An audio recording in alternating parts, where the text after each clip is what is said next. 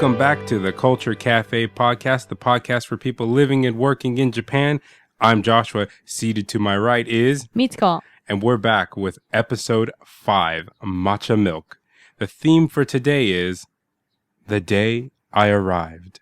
Yes. So this is something that everybody gets really excited about. I've been reading that book of faces, all the new people posting their thoughts of anticipation, worrying about what are they going to pack? What are they going to bring? Oh my goodness, am I going to have enough money? Yeah. Oh my goodness, am I going to have enough shorts? Am I going to have enough shorts? Or am I going to have enough clothes that have not enough material to be able to survive this summer that everybody's saying is going to be horrible when you arrive? But enough material so I'm not showing any skin. Exactly. It's such a tricky thing. Now, last week we talked about something where you complained a little bit like, I have to wear a dress that allows wind to blow up my legs. What? No, I didn't. I was talking breezy and comfortable. No, I was talking about how I had to wear a business suit and a skirt. Oh, okay, that's a little during different. Summer. Yeah. A jacket, or blazer. What are they called? Yeah, like a blazer. Yeah. Yeah, I wore a blazer and a skirt and leggings and nice looking shoes, and I was just so hot. And that was before I discovered the use of handkerchiefs and stuff. And you were like, it was really, yeah. Yes. And you were sweating and things. Sweating and sweat beads just rolling down my body, and I was like, this is not fun. Yeah. So we're gonna talk about all that kind of stuff. I have said to you before that you guys don't have it anywhere as bad as we do when we show up. You guys being you girls. I'm just saying in general, the lady folk. Yeah. But I'm not. Okay, this is what I'm saying. My point right here is that you guys can dress smart and dress businessy and still wear, fashionable business skirts. That's true. That it does allow for a little bit more of a breezier summer approach. That's true. Like, I don't have any choice but to wear slacks, pants that go all the way down to my ankles. I could get away with a short sleeve shirt in summer now because Japan's on their cool biz thing. Cool biz. But we'll talk about that later. But when I go to meet someone and I have to dress nice, they expect, the jacket goes with it too. The first time I meet someone, I got off the plane last year in a business suit with the jacket. And because I thought, okay, I did too. I know. But I'm saying though, is you get off. I know, we get away with their little skirt. No. I'm saying, you guys had to suffer too. It's not easy for anybody. It's terrible. But I was dying. I was melting. What I thought at the time was, I'm going to show them that I'm going to be gross and sweaty and I mean business. And then I realized that's such a stupid thing to do. Why do I have to do this? I'd be like, I met the mayor, a great guy. He's really nice. The mayor's wearing khakis and a polo. And I'm in a full business suit, and I'm like, this is silly. Yeah. This is just silly. Okay, we're jumping ahead of ourselves. I'm gonna let you go first because you've been here longer. Okay. Let's just, or do we want to do some updates real quick? Like what? I went to the dentist again to get the stitches removed. Okay. That was kind of the big thing. The driver's license test. I have officially nailed it for the second time in a row, and by nailed it I of course mean didn't nail it. And I think next week's episode is going to be talking about getting a driver's license in Japan. It's a tricky thing. I mean, I goofed it twice in really silly ways, and I'll talk about that next week. But those were the big things. The stitches getting removed was not that. It's so silly because I drive about a half hour or more to get to this hospital and sit in the chair for about 30 seconds and then leave. And last Wednesday when they pulled it out, that was the first day that I went for my license test too. So they pulled it out, and it didn't really hurt. It was Oh, when they pulled your tooth out? Oh, when they pulled the stitches out. That was Oh. kind of okay. It didn't really bother me. You just kind of feel the sensation of them coming out, which is a little strange if you Yeah, try like 20 in your arm. if you don't know what that's like. Well, in the mouth, it's like yeah. Well, I guess stitches are stitches. But anyway, I've never had that experience in my mouth, so it was kind of a strange thing. But the rest of that day, like my jaw was like clicking. Yeah. For the next following 3 or 4 days, was Wednesday, Thursday, Friday, Saturday. Yeah, so it's still it. I mean, when I opened, it wasn't even that much. It would click, like a pretty good amount of clicking, and then it would cause a lot of pain. So that wasn't too fun. That wasn't very cool. And then that later that day was the license test, which I didn't pass. So it was just like the best day ever for me. I do have one thing I want to talk about that was so funny. When I was sitting in the chair, how come you didn't come with me? Where? Oh, Wednesday you had a meeting with your principal. I went to my town. And your supervisor. Right. Okay. Update, drum roll. What was the result of this meeting? Oh. Well, what was the meeting first of all? I went back to my town to discuss with my work when I was going to come back to work. What I thought was I was going to talk about, do I feel okay enough to start working soon? So I was thinking, I probably could, but it might be a little difficult because it's still hard for me to get around and cook, and everything takes me twice as long as it used to. So I was thinking, okay, maybe I should tell them, like, maybe how about a week or two more of vacation, and then I'll come back to work. So it was a consultation meeting, right, to decide what's going to happen from this point forward. And I was supposed to go to it too, but then you had the driving test, and but the dentist thing came out of nowhere, and then the driving test, it was because Wednesday is just a day that I have more free time. So I got there, and I didn't say anything about how long I wanted to take before going back to work. And my principal said, well, we've already finished the first term. I always want to say semester. It's not a semester. Yeah. It's a trimester, technically. Anyway, so we finished the first term, and the second term doesn't start until August 25th, and it's just summer vacation until then, so why don't you come back to work August 25th? So I don't have to go back to work until the 25th of August, but I do have to go back to my town 1 week before that, so I can get readjusted to living in my own house and getting around my own town and things like that. And you can acclimate. Yes.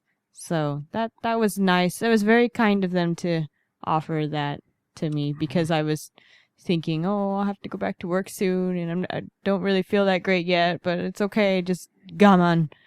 But that was nice. No, I was thrilled. I was so excited. And I mean, you've got really good people over there in your town. They're really nice, and I would expect no less. That was, like I said too, I think it's because my principal also broke his foot when he was younger, so he knows how difficult it is to walk around and to go up and down stairs, which he asked me about a lot of times. Yeah. So I think the fact that he knows how difficult things can be when you break something in your body helped.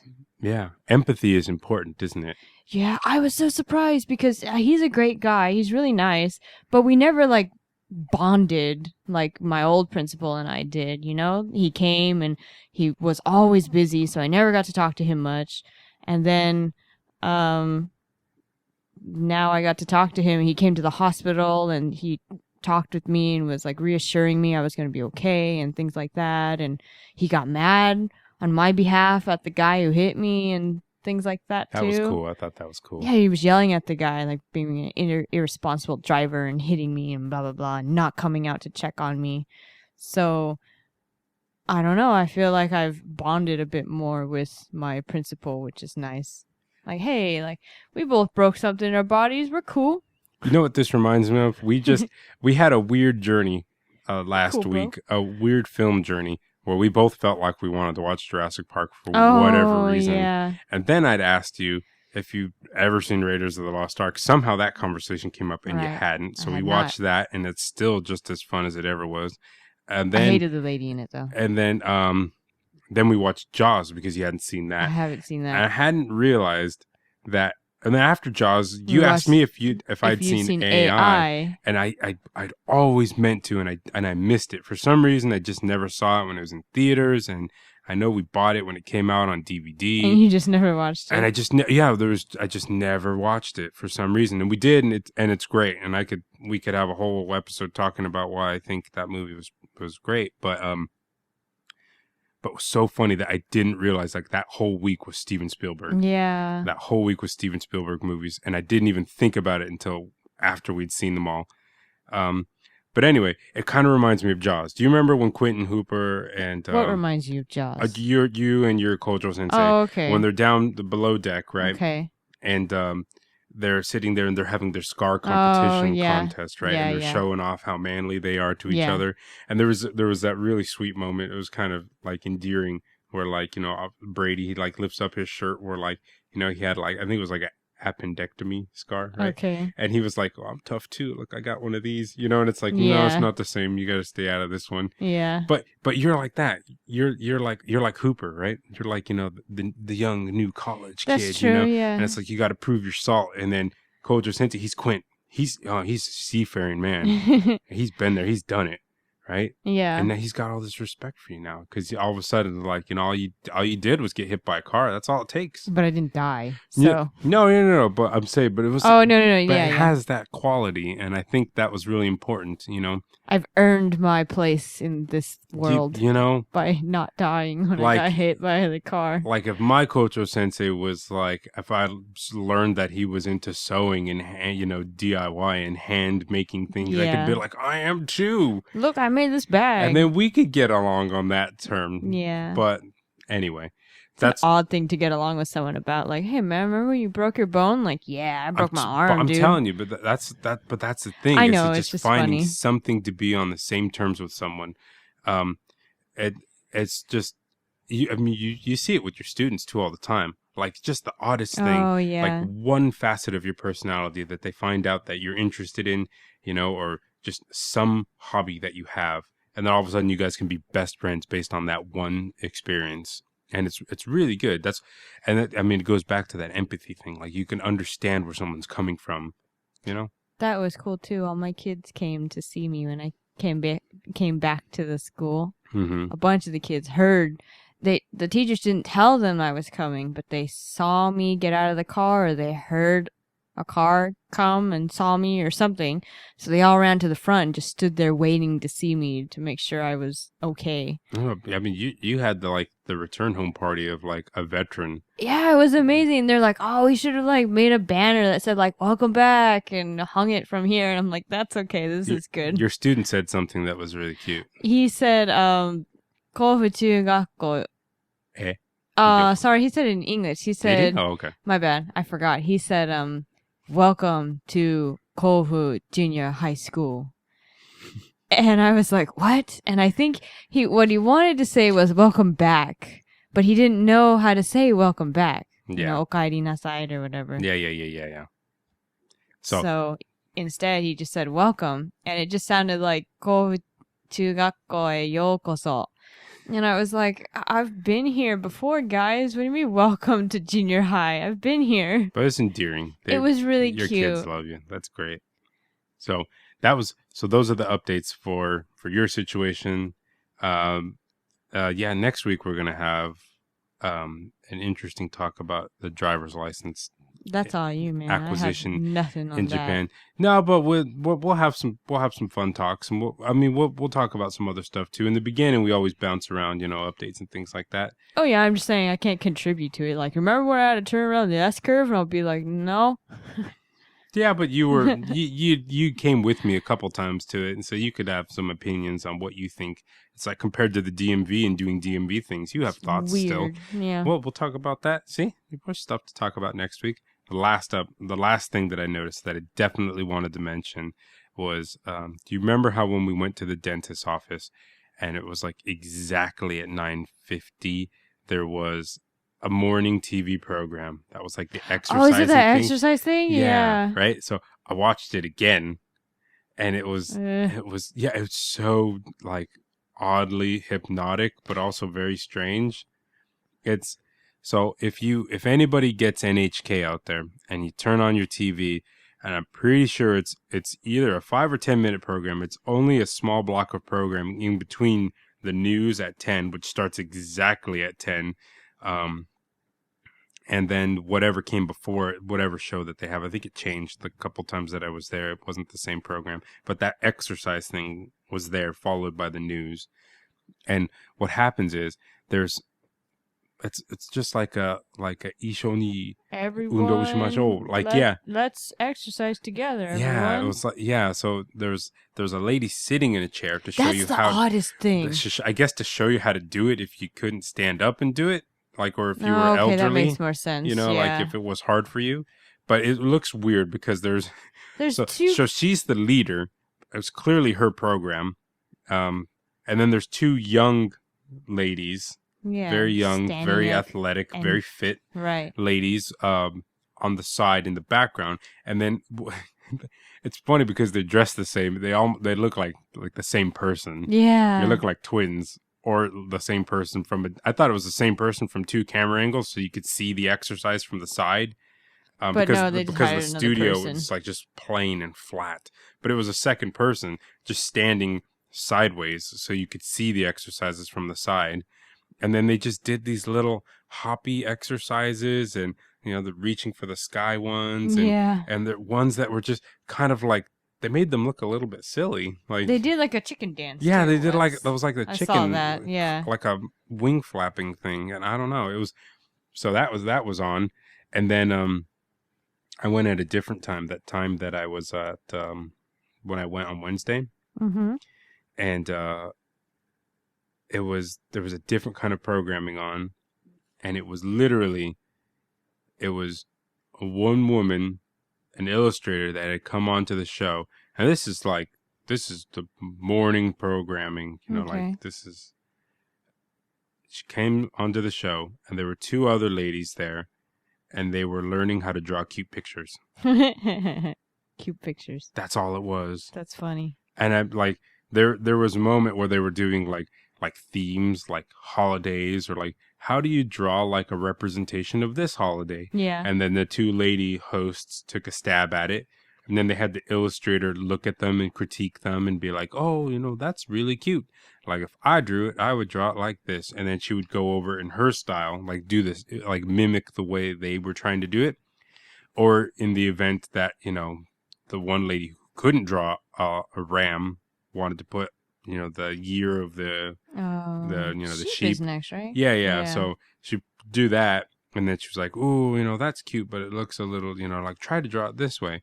And it was there was like a section where they were doing these pictures specifically for drawing them in a schedule book, like like a planner, like somebody's birthday, like, here's how you draw a cute birthday cake, like, or you could just go out and buy the stickers and then you're done. But it was so crazy. It was like it was just such a world of difference. I mean, from what I remember as like daytime or morning programming in America, and like breaking news car chase down to Sesame Street. Let's draw cute like we're grown ladies, and let's learn how to draw cute pictures to put in our planners. Yeah. Like it was really interesting just to see the difference in the the not quality of programming, but like the actual content was just so interesting to see how different it is. I mean, because it was just the most innocent and harmless thing. Like, to me, it was like, who watches this? And then I'm like, everybody, because it's NHK, so there's a lot of people watching this.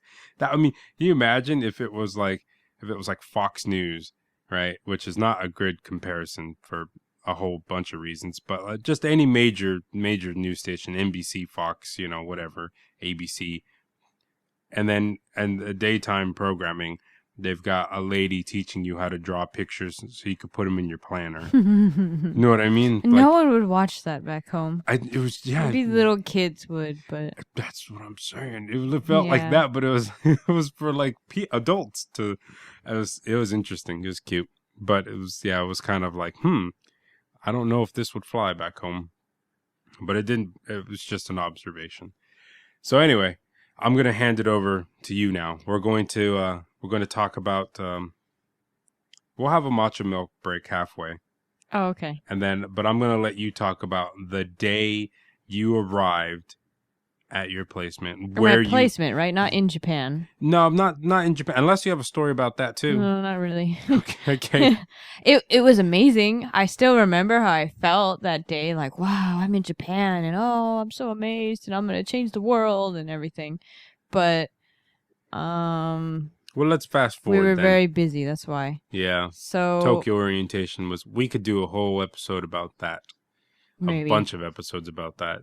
Maybe we'll save that for next year when it rolls. I still have my again. pictures. I can look at those pictures and remember exactly how I felt like that morning when I took the picture of like looking out the window or looking at the food that we got for breakfast. Oh, was it the wide-eyed girl full of optimism and hope? It was that, and just, oh, I'm in Japan. I'm going to treasure every moment of like this. A bird just ate a smaller bird. That's life for you. So when I first came here, I remember we were on a plane that, oh no, okay, there were 4 people. No, we were on a plane. Sorry, I was thinking of the plane or the flight At from the beginning. There was man. Then I was on a plane. No, I was thinking of the flight from America to Japan. Like the whole flight was booked with jets. You know? Yeah. Was it the same for you? Ugh. Like that the whole area you were sitting in was just a bunch of jets. Man, I got so ripped off on my flight. Really? I was sitting next to an awesome guy. Oh, that's right. I was sitting next to a really good guy named Matt. I'm gonna. Sorry, Matt, if you don't want your name read out in the air, but I might not remember. I'm pretty sure it was Matt Rogers, and he lives way up in the northern area, somewhere in maybe not Hokkaido, but in the really, really north area. Sucks if he's in Hokkaido. Okay. And he is the coolest guy ever. Matt, you made my flight awesome. We had the best conversations. We talked the whole flight about everything, and we were like buds. We shook hands. There weren't like a lot of jets around you? But aside from our little circle, or just our aisle or whatever. Well, you just like him and I were jets, and then the row in front of us was not. The row behind us was not. Like the circle of people around us were not. Like that whole section, that whole cabin was not jet participants. Okay. It was in the back. Oh, that sucks. Yeah, and it was like Party Central back there. I got up and went to the bathroom, and it was like people like popping wine bottles, and it's like woo, and I was like, what is this? Why did I get placed where I'm at? It's like there's a guy that's falling asleep on me. He literally he did one of those things where he's like, oh, this is a pretty good pillow / person. And I swear Ew. And I felt bad about getting, as much as I didn't like him because he was sleeping on me, I felt bad because I had to wake him up to get up and go to the bathroom because it's like a 11-hour flight. And I'm not going to sit down the whole time. Anyway, yeah, so my flight was bogus. So that's what I was thinking of. That flight, and then the flight from Tokyo to Tottori. The difference between those two. So International and domestic flight. Coming to Tottori, there was just 4 people, other than the guy who was supposed to watch over us to make sure we were okay. But there were 4 jets, and it was me, Alex, Tom, and someone else. Like, I'm sorry, I don't think you sat with us in the back, which is why I can't remember you, because you're sitting in the front. We'll call him Person. Okay, so we got here and we picked up our bags, and then I saw, people who were looking for me, my supervisor, Kageyama Sensei, and my old JTE, who doesn't work at my school anymore. And then they were like, okay, well, you ready to go to your town? Or are you hungry? You want to get some food? And I was like, okay, sure. So they said, okay, let's go. Oh, wait, it wasn't Kageyama Sensei. It was my old supervisor, like Shimogaki-san. Shimogaki, yeah, he was him. there. Okay. So, we get in the car and we start driving off. And as we're driving down this road that was by the beach, sort of by the coastline, it was just trees and bushes and lots of trees and bushes and nothing, and maybe like a hut and then trees and bushes. And I remember thinking in the car, like, wow, they weren't kidding when they said there's like nothing here. We've driven along that road now many a time. Yeah, that's right. But I didn't know at the time that there was going to be literally nothing around. So I was very shocked. Like, where's all the buildings and all the technologies that's supposed to exist here? Where's the Gundams? So we ate at this little like Hawaiian themed restaurant, which I didn't really care for. I'd like to go back and order something that I actually like. I was super nervous and I wasn't very good with my Japanese at the time. I like couldn't hear very well. What'd you order that wasn't so good? I ordered like this seafood. I forgot what was in it, like a shrimp maybe, or just some pork or something. That sounded okay, but it had rice and cheese on top of it. There's just cheese all over the place. You haven't lost me yet. Oh, that lost me like right off the bat. And I was like, yeah, that sounds good. But they didn't tell me what was in it. It was just like, do you want like tonkatsu? And I'm like, yeah, I'll take tonkatsu. And it comes and like, here's cheese and like some weird stuff all over it. And I'm like, I didn't know that was on it. I just imagine a restaurant. Could I interest you in a plate of food? Yeah. So I had to struggle to eat that because they paid for me. And I was like, oh God, this is going to look so bad if I don't eat this because they bought it for me. But okay, we have to take a detour conversation real quick. Now, but there's another reason though why you get real nervous about eating with people. Oh, I get very nervous about eating with people or going someplace that I'm not sure. You didn't want to eat with me forever. Things. Really? Together. I was like, hey, you want to go get a burger? You're like, no. Really? And then I was like, oh, she doesn't like me. Aww. And then later you ran off and been like, I should have eaten that burger with him. That's true, yeah. Okay. I'm an extremely picky eater. I don't like cheese at all. Except on pizza, a little bit. It's okay. I don't like cheese. What else do I not like? I don't like everything. No, that's not true. Like if we had a scale with things you like. I don't like peanut butter and jelly on a sandwich together. Like it has to be separate. I don't really like potatoes, but I like French fries, stuff like that. Oh, we get into a really like white rabbit down the hole situation when you start making food combinations, or just when you. I'm gonna say it, okay? Okay. As you once told me that you ordered a quesadilla with no cheese. Oh, why do you have to say that on here? And then I was like, I give up. See, now I have to go into the backstory. So I was at a restaurant called El Torito. Oh my gosh, El Torito, right? Torito. Okay, good. Yeah. I was like El Dorado, No, that's the Lost City. Yeah. Okay, so they might have El Torito there. At El Torito, one of my favorite restaurants. I wanted to eat like a fajita thing. I think I was getting like steak, and then I just wanted a tortilla to wrap it in and then dip it in some salsa and eat it.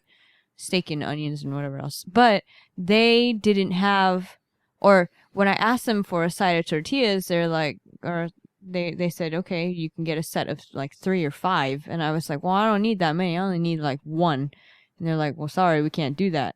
And they used to have this special where you could get like a little fajita thing, and it would come with a tortilla and you'd be okay. But they got rid of that, and all they had were like tacos or a quesadilla. And I'm like, well, tacos, the tortillas, too crunchy. No thanks. They're corn tortillas. No thanks. And I was like, okay, well, can I get a quesadilla but with no cheese? And they were like, what? And I'm like, well, can I get a quesadilla with no cheese, or just put the cheese on the side or something, and I'll just eat the tortilla with the steak and stuff. And they said, okay. Cheese away. No, I would have given it to like my Sophia or my sister or something. But anyways, that's what I had to do. And it was cheaper that way than to like get this other set that actually had fajitas, or to get like a side of tortillas. So when I found out you were just working the system, it was better. But you still have this weird thing where you hate cheese, but you like pizza, but like you don't really want the cheese on the pizza. I take the cheese off eventually. Sometimes, yeah. It's just weird. I just give it to you, like, here. Yeah, double it up. I like the cheese on the pizza when it's like melty, when it's melted and like, it's but you also like next day pizza. No, I don't. I hate next day pizza. I just deal with it. Same. I don't like leftover pizza. I'll take like the crust and I'll be like, this is good, and dip it in some like marinara sauce and be like, yeah. Yeah, you just like bread. Anyways. That's what this is. So I was worried about the food. I ate about like half of it or 3/4 of it. And then I was like, maybe I can just feign being full. I thought you said maybe I could just faint and be like, oh my God, the food killed her. So I told them, like, I'm really sorry, but we ate food on the plane too, so I'm a bit full. And they're like, oh, that's okay, don't worry about it. And I was like, oh, phew. So I got out of that. Nice out. Yeah, thanks. So we took my JTE back to the airport so she could get in her own car and drive away. And then we decided to drive back to my town. And again, I was just sitting in the car like, there's nothing here. Like, where am I? There's nothing. There's bushes. And then we get to Kofu. And I'm like, okay, this is kind of cute. Like, wow, it's really tiny. It's like in the mountains. And there's a big old river. And I'm like, wow. And when we get to my house, and while we're driving, I'm looking at each one. I'm like, which one's mine? Which one's mine? Like, I don't know. I don't see like the Chinese medicine store, so it's not any of these. Which is right across from my house. And then we get there, and I was like, oh, look at my house. And I'm like, oh, that's kind of interesting. And we get out of the car, and then Keigo-san, I think she might have been the first person I met, other than Kyle, by the way, my predecessor who was there. And he came with me to the whole food thing and blah, blah, blah, and to the airport to get me. So Keigo-san came over, and some people were like, hello, like, my name is this, and blah, blah, blah. I'm like, oh, hi, nice to meet you. My name is this. And she came over, and instead of speaking Japanese, she spoke to me in English. And she said, hello, I am Keiko, Uehara Keiko. That is my shop. Unlike most Japanese, I don't speak any Japanese. I am not Japanese. And so I was thinking like, oh. No, that's not what she said. Yeah, what'd she say? She said, I only speak English. I only speak English. That's... Oh, way to flub the story. But she also did say, I don't speak any Japanese. I only speak English. Okay. And then I was thinking like, oh, okay, like maybe she's from like another country. Maybe like Korean or Chinese or something. I'm like, well, that's interesting. Because she said she wasn't Japanese. That was the best part though. And she's like, I only speak English. And so I was relieved, like, oh yeah, I'm going to have someone to talk to in English. And then she looks at me and goes, just kidding. Like, I'm just kidding. And I was like, oh, what? But I took her seriously for a little bit there. And then I met my landlord, and he came by, and he told me about the house, and like, if there's any problems, let him know, and blah, blah, blah. And then he said there's a back house to my house, which is beyond the koi pond that I have. And in the back house, it's really big. That's where they used to host all the parties and stuff when they threw enkais at my house, because my house used to be like a inn restaurant, ryokan thing. Japanese style inn. Yeah. And he said, there's a back house back there, but don't go back there because it's haunted. And that freaked me out because he didn't tell me he was joking, and I thought he was serious. And I was like, oh, great, I'm moving into a haunted house in Japan. And while I don't really believe in ghosts, like the thought of ghosts, if they did exist, creeps me out, because what are you going to do about it? You shut the door and they'll fly through it. So, boy, okay, yeah, no comment. So, and then after a while, I think everybody left. I think I might have gone up to meet the mayor that day, and I said hello, and we sat down and talked for a while, and he was amazed I could talk Japanese. And then we came back down, and I was like, oh, I'm really tired. And then Kyle and Keigo-san were like, okay, you sit and relax, and we're going to make dinner for you. And they made Keigo-san's favorite. She loves this. They made BLTs and a salad thing that Keigo-san makes. And we ate that. And it was funny because I asked her later, and she said, well, Kyle made that, and Kyle showed me how to make it because I like it so much. And I was like, oh, okay. It felt nice to have like some American food when I got there instead of worrying about maybe stuff I wouldn't be able to eat and things. And then we talked for a while, and then I fell asleep, or I went upstairs and went to bed. That's my story, I think. Or do I have to go more into the rest of it, like getting to know the rest of my town or something? You can go as far into this as you want to. If you're done, we could take a matcha milk break. I think I'm done. I can't think of any. It took a couple of days before I went to go meet my vice principal and hopefully principal, but he wasn't there at the time. Yeah. We just took a couple of days to like explore things, and then we went there and said hello. And what Kyle said was funny. I had, before this new principal came in, I had another principal who'd been there for a long, long time. And he was like, kind of like a grandpa to me, a little bit, the way he talked to me and stuff.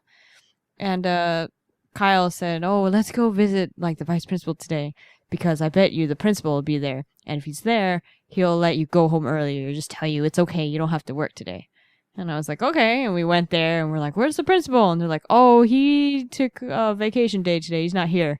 And we were like, oh, man. And so we were at the work and he was just showing me the desk that had nothing in it. And he's like, here's where you sit and this is your desk. And here's some files with lesson plans that I still can't really read. Sorry, Kyle. And stuff like that. And then we went home. But I think that's about it. I can't remember. I remember hating summer. It was so hot. And like experiencing sweat rolling down my body for the first time ever while I was standing around. And I was like, I didn't know this actually happens. I've never had this happen to me before. No, that's the worst part. Yeah, I thought you were going to stop there. No, but doing nothing and sweating is an odd feeling. And feeling it roll down, like rolling down your back, and you're like, oh man, and you gotta like swat at it so it like stops moving, or I don't know, blends in with your shirt or something. Are we talking about sweat or flies? I'm talking about sweat. Okay. I had one roll down like here, like in my front area, and I was like, well, I can't touch there because that'll look bad, so I'll just deal with it. You know, when you're like walking around in town. On that note, let's take a matcha milk break. Okay, so the drink for today is Lipton brand matcha milk. So matcha is sorry, let me code for tea. Just kidding. Reach past the mic here for a second. There's yours. I haven't had this yet. I'm gonna reach over here and grab mine. So, as in previous episodes, I'll have a picture up so you guys can see what this looks like in case I convince you of its deliciousness or its not deliciousness. In which case you know what to avoid. You tear the plastic open. It's hard for my arm. They look like they're little like like a mini like Starbucks coffee cup. That's what it reminds me of. And okay. Well, I can't open it. You could take over hosting duties while I do your straw thing. Okay. So it looks like a little Starbucks cup, you said. It's all green and shiny. It looks like a Pokemon foil card. The straws are really cool because they come like really tiny, to talk about but you can extend the straw out somehow. I can't figure it out right now. You pull it. So they're telescoping straws. Telescoping. That's a good word. Well, that is the word, but so they have a telescoping action. So they're, I mean, they literally double in length when it's pretty good. Because otherwise, it just looks really sad. When the first time you buy one of these drinks, and if you didn't know the straw did that, you'd be like, "How do you drink it?" My straw just, what did you say? Telescoped out of the cup. So yeah, they undo, they telescope out, and they get really good action on them, and then they can reach all the way down to the bottom of the cup. This is really difficult for someone with a broken arm. I got it though. Okay. Good job. Round of applause. Yeah, you gotta drink yours too. 2 thumbs up. No, I will. I'm getting the trash sorted here. Okay, so matcha is actually it's a word for green tea here. Yes. So yes, it's so this is kind of like it's a green tea kind of coffee kind Milky of deal. Coffee. Yeah, no, and it's but I had one of these when I was in the hospital with you, or you were in the hospital, I guess. I was visiting or helping out. But one of your BOE guys came in the morning and he dropped this off for me. You were like, this is the best thing ever. Every morning he was like, I don't know what you like. And he brought a different thing. Yeah. And he was really good guy. He brought me stuff too. Sometimes he was like, Josh is coming today, right? And I was like, yeah. He's like, okay, I bought this like bento lunch for him. So please give him when he comes. And I was like, he's not going to get here until nighttime, but thank you. No, I appreciated everything he got. Try it now. No, it's so good. So it's yeah. Oh God. The faces. Oh, that's why this needs to be a video. I'm gonna pass on this drink. Well, are you serious? It tastes like, you know what I don't like? Let me see. It tastes like that. No. Okay, what I really don't like, I don't like mint. I can't stand mint. This tastes like this medicine that I used to take when I was a kid. This does not taste like It mint. tastes... No, but it reminded me of it for a minute there. Wait, so it doesn't taste like mint, but it The reminded feeling, you of... my tongue is doing strange things right now, like it's numb or like pins and needly or something. Not pins and needly, but whatever. When I was a kid, when I got a stomach ache, we used to have like liquid medicine that I used to take. I'm not going to go full into the story. You know the story. I don't want everyone else to know. So I'm pretty sure I don't with this lack of description, but So- go ahead. I used to take this liquid medicine when my stomach hurt, and I would drink it, and it would drive my tongue insane. It would feel like, after I drank it, my tongue would feel prickly or numb or something. It sounds like you liked it at first, like I had this drink and it drove my tongue insane. No, you know what I really like? The bubblegum medicine that they had. Oh, Have barf. You didn't like that? Dude, I used to drink like all of that when they're like, here you go. And I'm like, I'm going to drink this whole cup. This is why you have such a bad palate for food. You drank the bubblegum medicine like it was something to eat. No, I drank it when they gave me bubblegum medicine to take. Like, I made sure to take it and to like drink the most of it that I could do. Anyways, I didn't like that liquid stomach medicine thing. It made my tongue really weird. It felt like it was numb. It felt like it was prickly. And I didn't know how to make it stop. And I was like, oh my God, this sucks. I know this story. See? No, we don't have to go into the rest of it. That's what this feels like. When it hit my tongue. But part 2 is the best part of this story. No, part 2 is not the best part of this.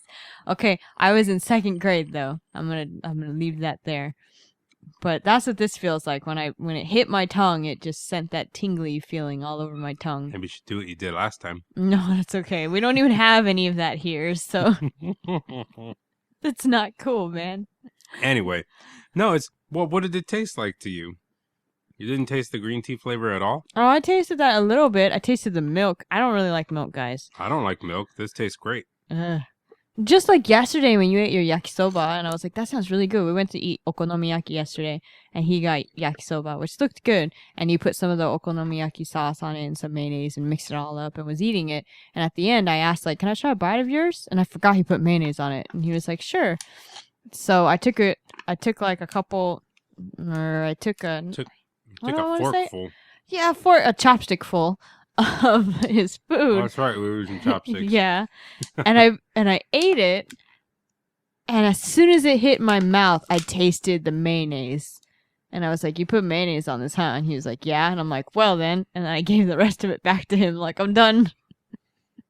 I have a very sensitive tongue when it comes to food, I think. I think so too. But I understand the feeling you have.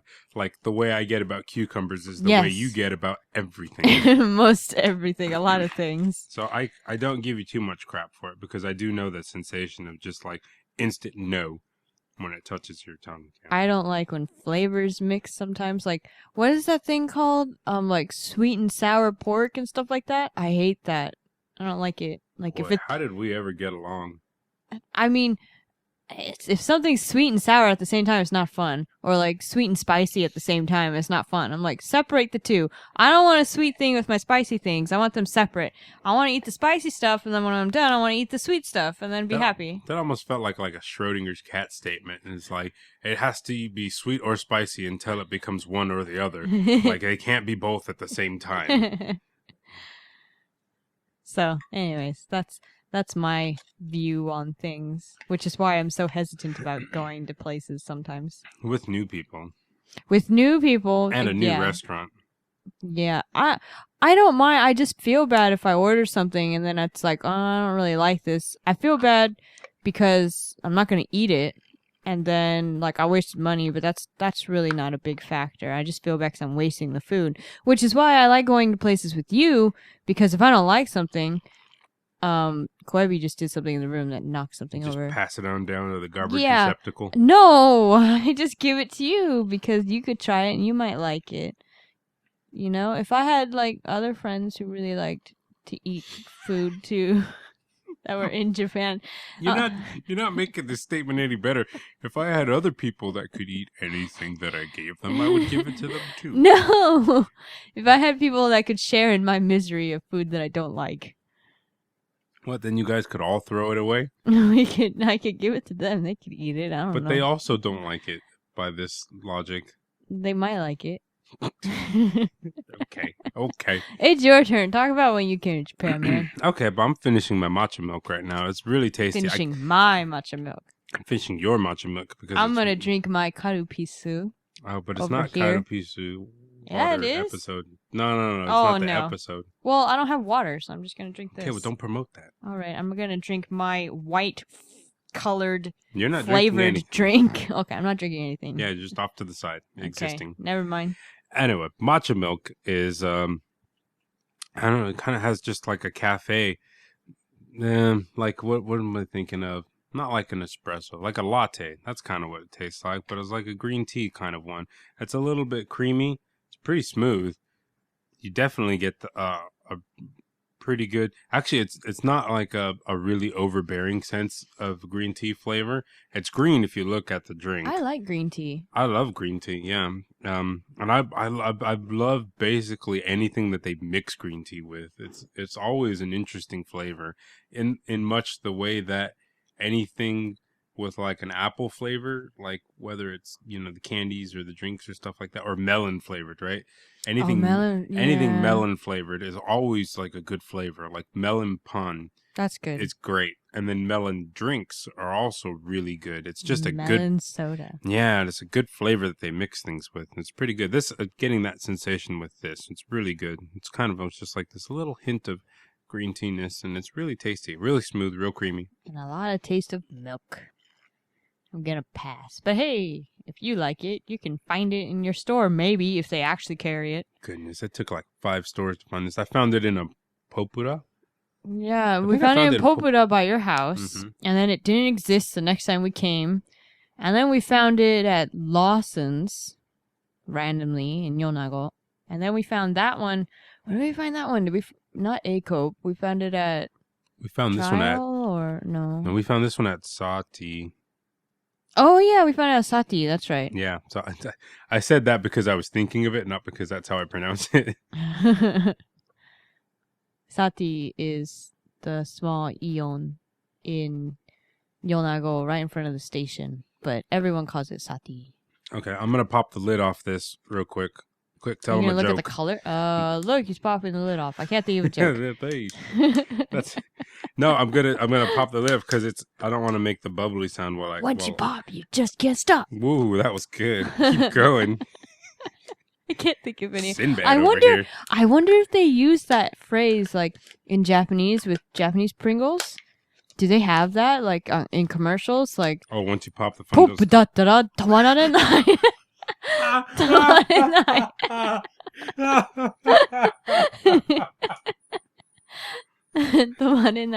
That is funny if you speak Japanese out there. I butchered it at the end though. My tongue got all twisted. I didn't even need to hear the rest of it. Just the first part. Okay. Sorry. I've mission accomplished on opening this lid. I didn't want to. What color is it? It's green. Is it green? Yeah, it's green. Take a picture of it. Okay. I'll take a picture. You take a picture of it. I'll take a picture. So yeah, no, it's totally green. There you guys go. You got the sound effect of the camera too, which we can't take off when you have a Japanese phone. That's true. That's true.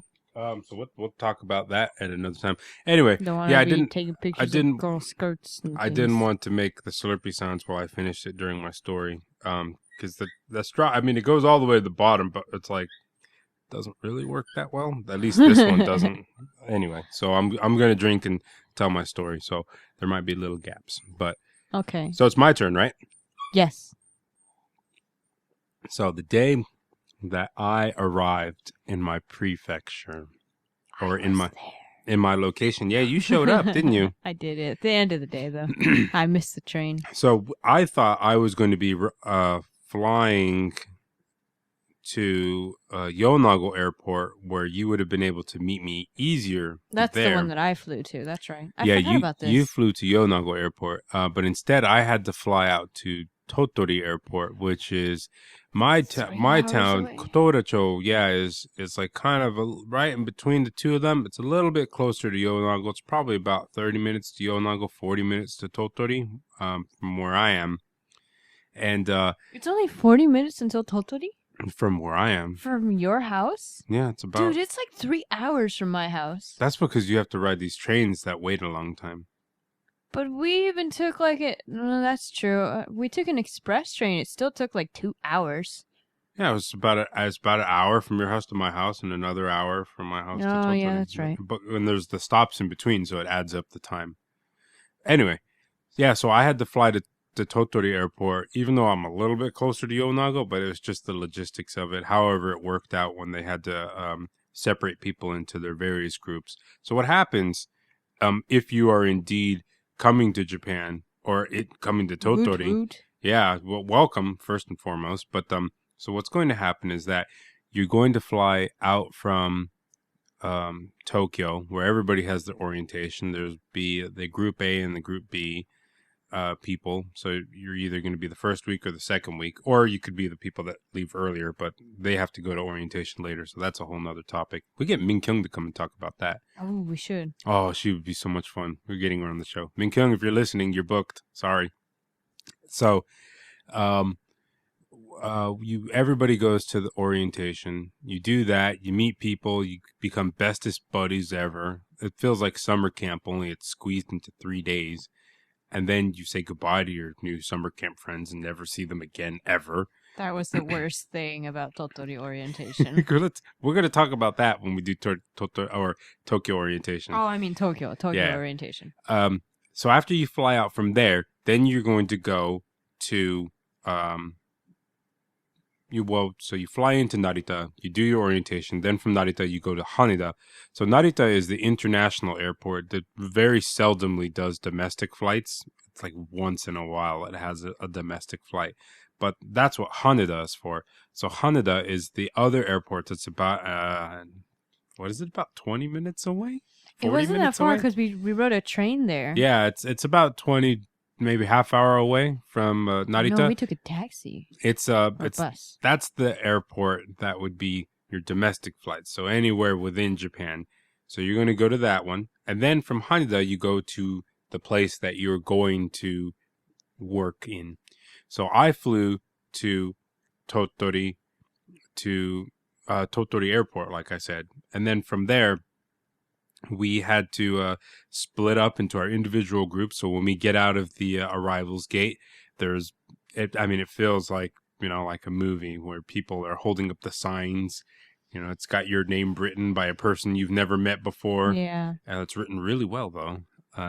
Really? Oh, mine was. Yeah. Oh, okay. Mine had stickers and flowers. I had my supervisor and another guy that's from the Board of Education there. So I had 2 people that were waiting for me, and they had the little sign, and it was a really, really, really endearing story because they were so nervous. My supervisor doesn't really speak English, and his friend at the Board of Education doesn't either. And my supervisor was so nervous that he wouldn't be able to talk to me at all, that he brought his friend to help out.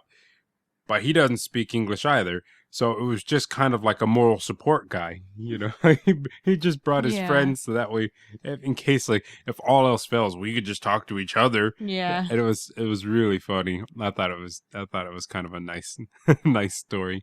But I could talk to them, and I talked to them the whole car ride home. And we stopped to get something to eat too. Okay. We stopped at a ramen place just a little while outside of Tottori Airport. I don't remember where it was exactly. I really wasn't paying too much attention. Oh, I remember this. Okay. Yeah, so it's hot. It's sweaty. I'm wearing the jacket. I've got a tie on, and I'm just not feeling it. I've taken my jacket off now that I've met them because they've told me to take it off. And I went, okay, like, Yes, sir. I'm so as soon No as I got argument here. as soon as I got the green light on that, I'm like, jack it off. How about the socks? Can those go too? And I rolled up my sleeves, so it was still hot. It's you guys are gonna arrive at the worst time of the year, but right at the tail end of the Well, worst time. maybe it hasn't been that bad But this year. this year hasn't been that bad, so you guys are lucky. It's still bad, but It's it's still not bad, but it's as not that bad. bad. Yeah. So we stop at a ramen place, and we they ask me, like you go ahead, you could order whatever you want. And I'm looking at the menu, and there's kimchi ramen, and I've never seen or heard of kimchi ramen before, and I love kimchi, and I love the kimchi flavor in anything. So I saw kimchi ramen, and I'm like, well, that's what we're doing. That's what, and I didn't even think. I'm tapping my head right now. I didn't even think about how hot it was and how sweaty I was and how much this wasn't going to help anything at all. So I start eating it, and then the reality sets in. Like, it's tasty, but then like, oh yeah, I'm also eating kimchi ramen. This ramen is really hot because it just came out of the kitchen. It's kimchi, so I'm going to be even more hot, but I finish it like a champ.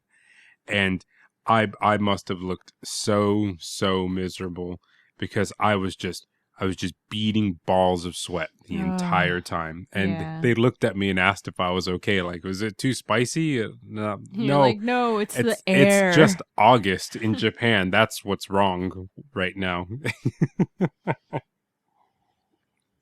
Actually, it was July.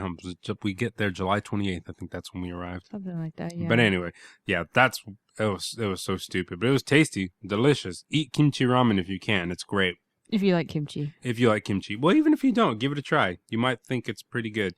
So we go from there, we go back to my town, which is it's like an hour drive, a little bit more, hour and a half maybe from the airport. And we arrive at my location, and then keep in mind, this is the day I've got off the airplane. We And you didn't sleep at all. we didn't yeah, so there's the huge flight to get to Tokyo, then there's 3 days of nonstop stuff in Tokyo, and you don't even get to go out and hang out. It's work. I mean, there's a little bit of break time, if you want to cut loose at the end of it, if you have free time.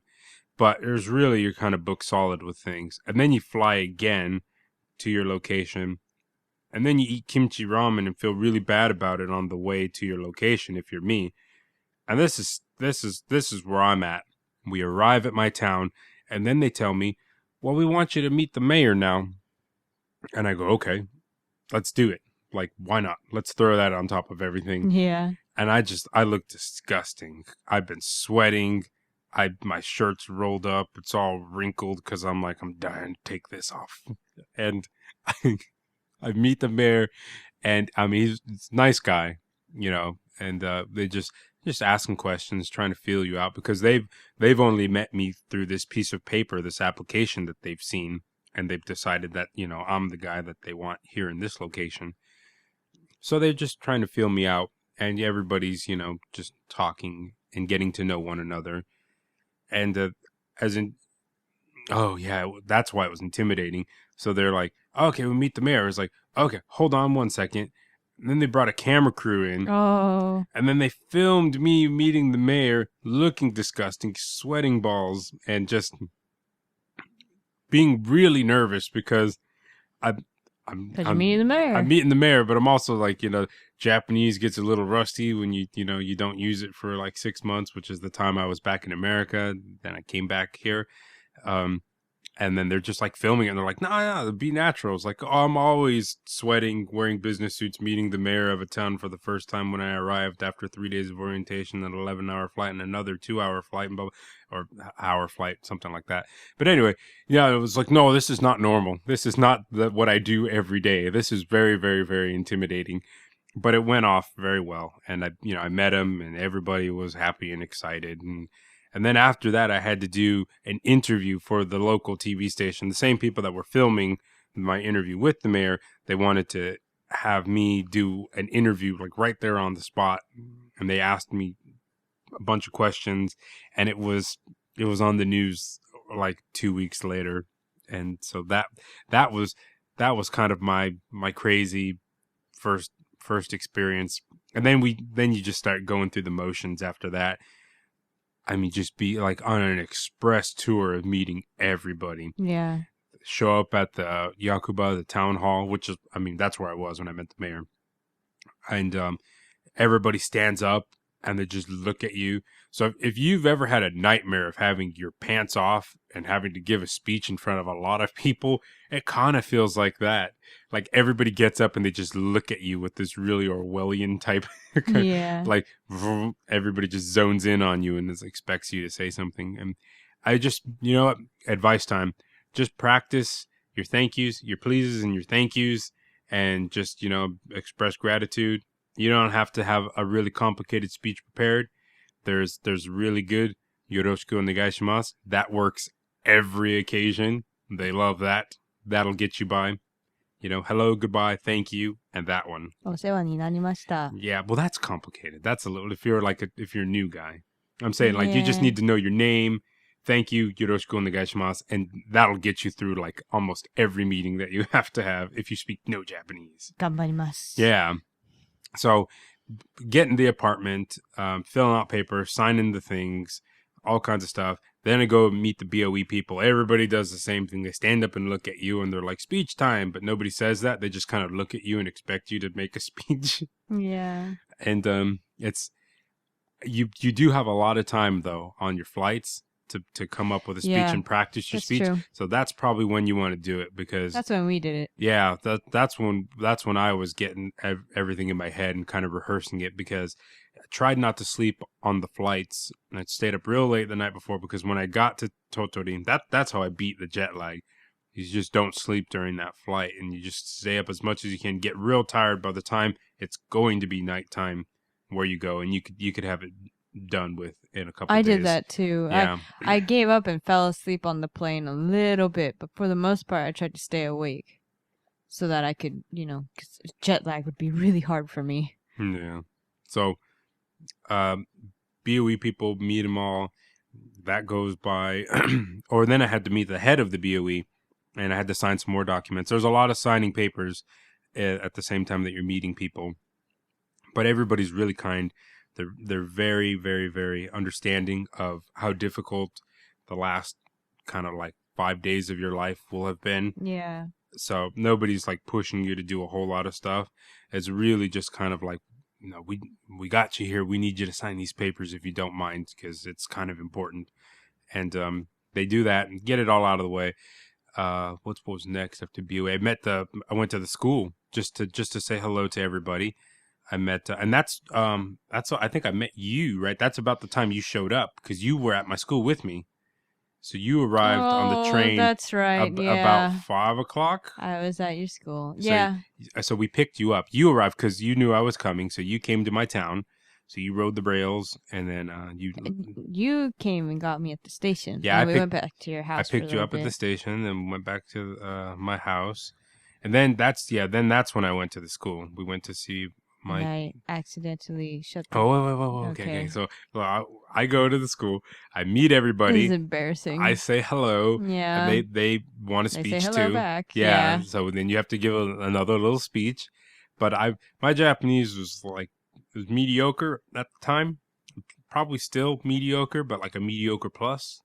So I could belt out a tiny little, welcome, or not welcomes, but an introduction, jiko shokai, and kind of talk a little bit about myself, what I studied, when I graduated, how old I am, I like these things, I'm looking forward to working with everybody. Thank you very much. Goodbye.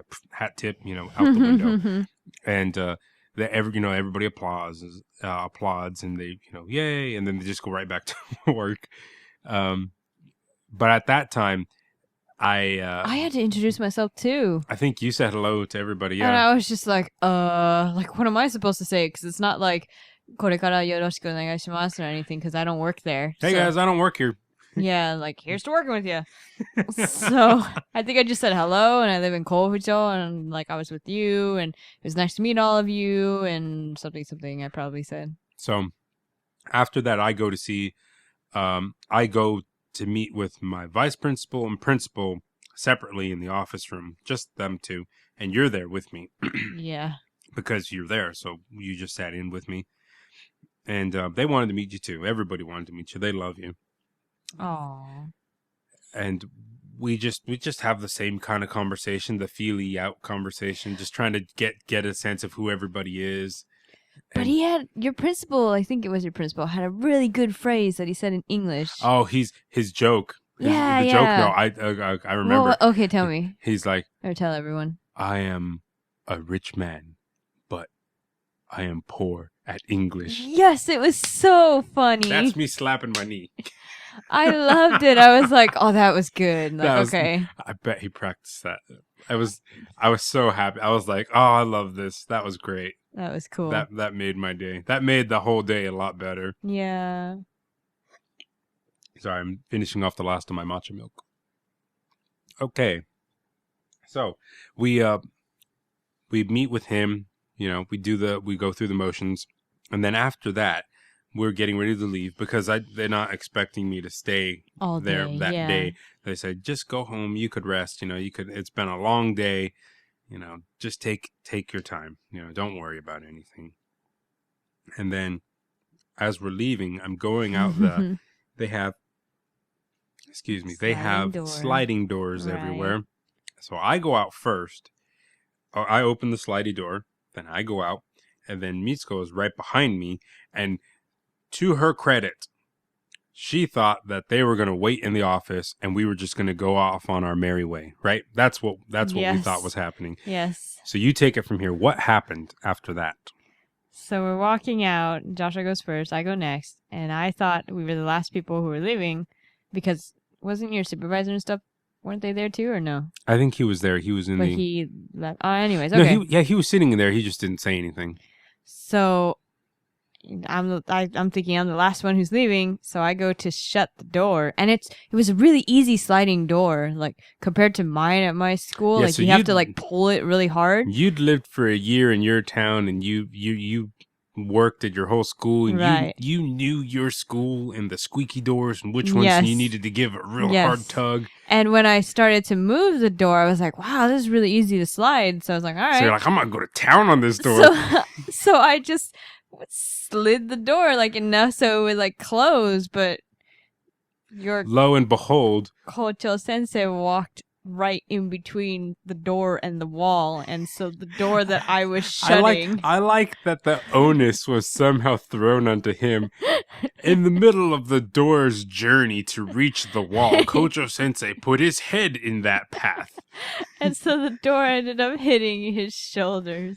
And he was like, whoa. And I was like, oh, I'm so sorry. I'm sorry. Hello. I'm sorry. She crushed my principal on the day she met him. And then he laughed it off and he said, like, she's strong. And I'm like, oh yeah, she's strong. And I was thinking, no, I'm not at all. And I felt so bad. Like, what a nice, good first impression. Like, hello, Mr. Principal. I'm going to slam the door on you today. I turned around. I saw the whole thing. This is how we do it in America. I saw the whole thing because I was like turning around to like, hold your hand. Like, okay, let's leave. And then I just saw him go crash into the door. It was great. It was sad. It was funny. I mean, he remembers it. Yeah. So that was the first day. I remember, what else happened the first day? I think, obviously they showed me my apartment. Oh, and the apartment lady, I felt so bad. It was probably a really embarrassing thing for her. She was showing me how everything worked. This is, yeah. So, like, here's, this is where your water is. You turn it on this way. This does these things. Here's these switches, do this, all this stuff. And then she went to the shower, and the shower has, it's got the hot and cold knobs, right, as you'd expect. And then it's got the shower head that's on the, what's it called? Like the snake. What is it called? The hose? Yeah, the hose. So so you can move it around and stuff. And then there's a lever that you can switch to get the water to come out into the tub area, and then the other side through like a faucet. Yeah. So the faucet that goes into the tub, you just push the lever to the left, goes out the tub hose faucet, put it to the right, and then it'll come out the shower head. And because she was switching that lever back and forth, before she had turned the water on, I think she got mixed up on which one it was Oh, on. yeah. So she thought it was in the tub. And then she's like, and then you just turn this knob to get the water on. And it was on the shower head one. And she totally soaked herself with the water. That's Oh, sad. it was sad. But then okay, everybody's going to think I'm a jerk. I laughed a little bit because it was like, oh, and then I was like, oh no. It was like half a second of like, haha, like, like in my head. And then I was like, oh no. And then I was like, where's the towels? And I got a towel and then she was okay. But yeah, I felt bad for her, but it was like kind of a funny story. Now, when you look back on it, it's one of those humorous things. Yeah. Like getting hit by a car. It's just funny after, a It's couple not funny. months, years. No, it's not. Not yet. No. I can talk about some things, but for the most part, it's not fun at all. No, it's not. The hospital experience, we were laughing about that last night or whatever. What were we laughing about?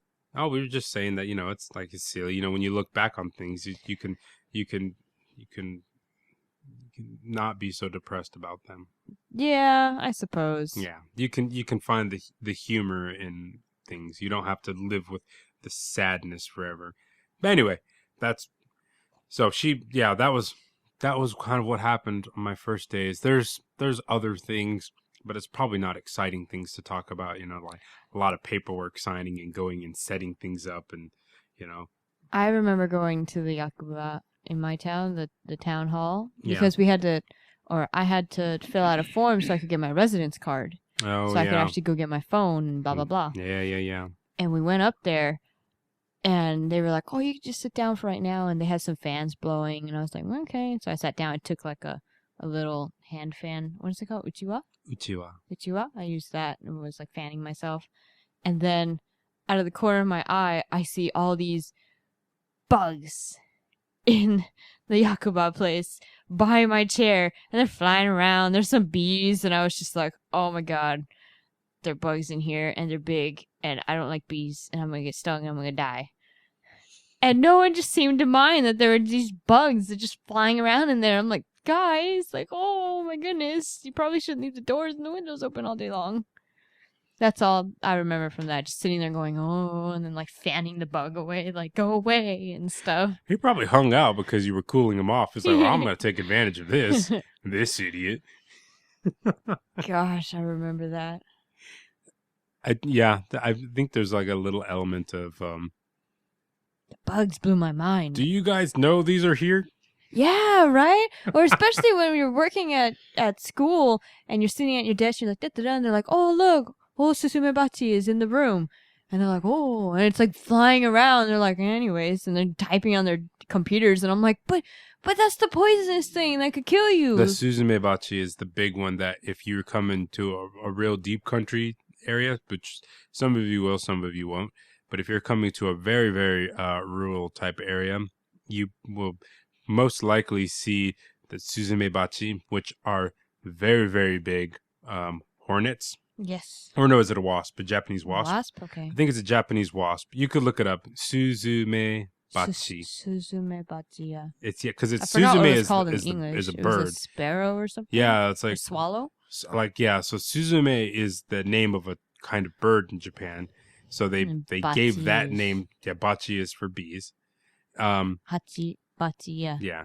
So they gave it that name because it's like a huge, huge, huge wasp. So it's like, well, it's kind of like a bird wasp. Yeah. So I mean, it's that big. It's really big. They're gross. Not like monster big, but it's probably the biggest wasp many people will probably have ever seen. Yeah, and yeah, it would just be flying around. They'd just be like, oh, well. These things kill people. They do. So, and I've got a bunch of them in my backyard. They like to come to my tree. Yeah. And I've had an experience with that just flying into the window.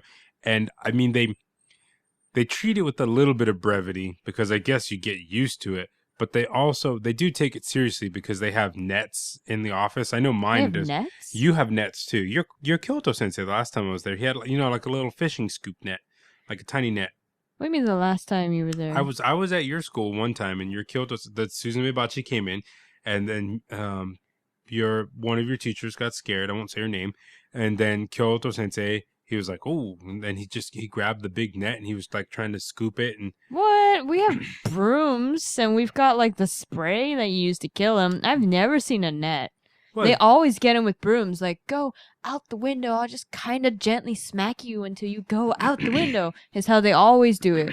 Well, anyway, so we had nets too, or maybe you say you don't, but we had a net, and then they kind of get it in the net, and they just kind of Shake it outside swish it or outside, something. Yeah. just to get rid of it.